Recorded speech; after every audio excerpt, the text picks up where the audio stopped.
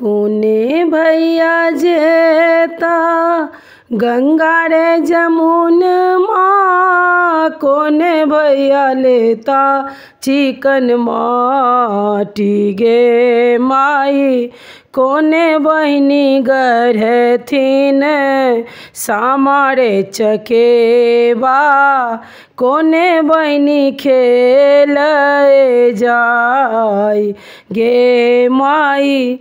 कोने बहिनी गढ़थिन सामारे चकेबा, कोने बहिनी खेल जाय।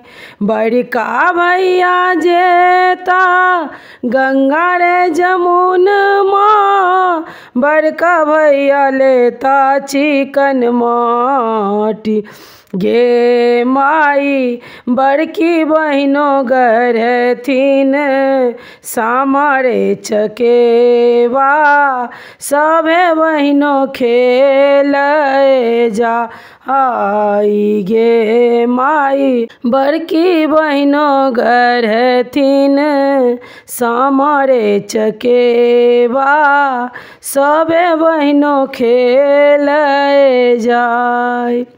कोने भैया लेता सोना के कंगन माँ, कोने भैया लेता सिंदूर गे माई। कोने बहिनो पहिरथु सोना के कंगन माँ, कोने बहिनो पहिरथु सिंदूर गे माई। कोने बहिनो पहिरथु सोना के कंगन माँ, कोने बहिनो पहिरथु सिंदूर। बड़का भैया लेता सोना के कंगन माँ, छोटका भैया लेता सिंदूर गे माई। बड़की बहिनो पहिरथु सोना के कंगन माँ, सबे बहिनो पहिरथु सिंदूर गे माई। बड़की बहिनो पहिरथु सोना के कंगन माँ, सबे बहिनो पहिरथु सिंदूर।